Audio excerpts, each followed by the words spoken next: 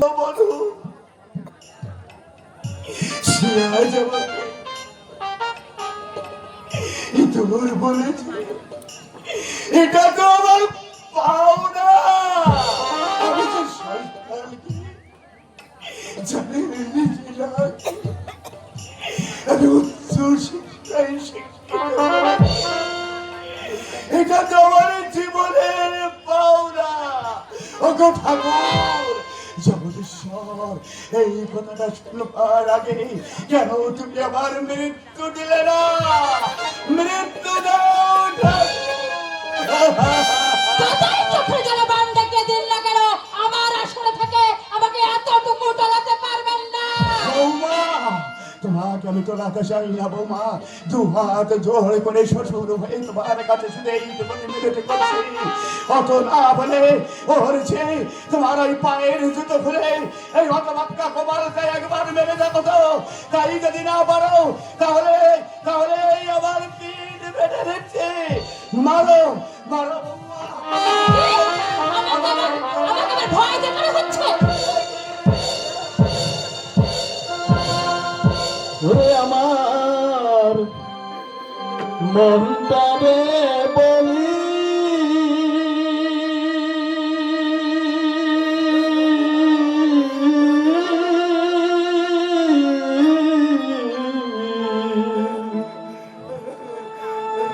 জীবনে দাগা ছাড়া আর কি পেলি আমার মনটারে বলি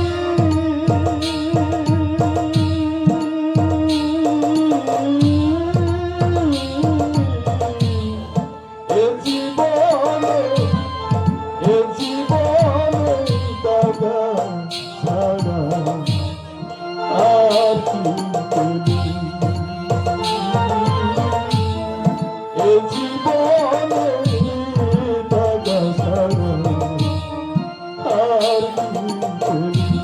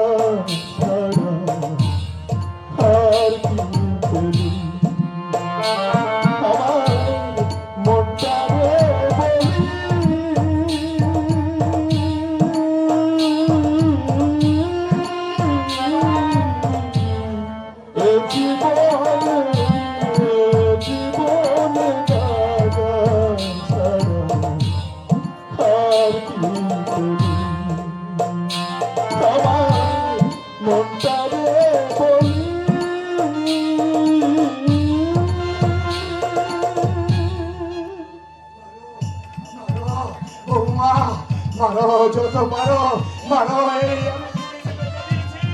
মারো।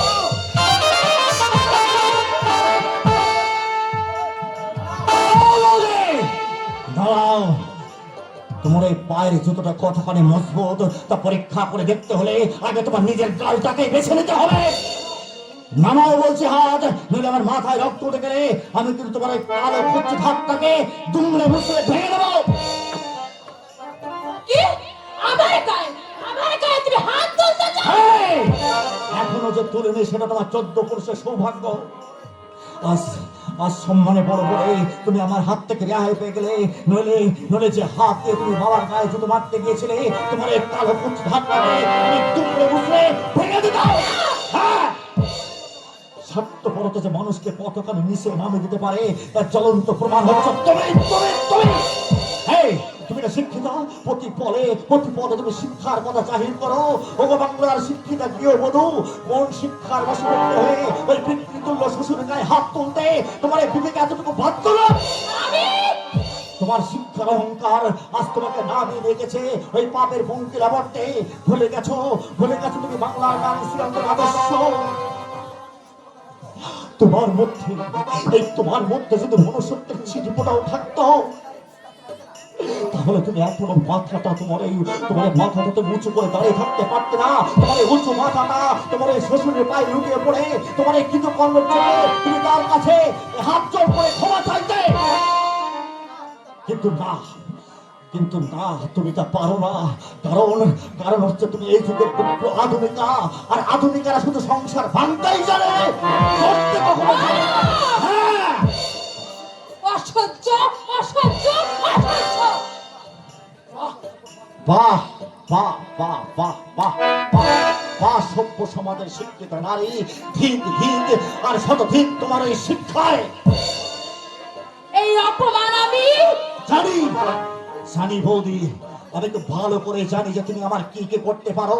কিন্তু একটা কথা তুমি কাল করে শুনে রাখো, আজ যে মানুষটাকে তুমি অচ্যুত ভেবে ওই মাটিতে ছুড়ে ফেলে দিয়েছো, যার গায়ে তুমি জুতোর বাড়ি মারতে গিয়েছিলে, সেই অচ্যুত মানুষটার গায়ে রক্ত জল করে পয়সায় আর তুমি বিদ্যমান স্বামী পেয়েছো।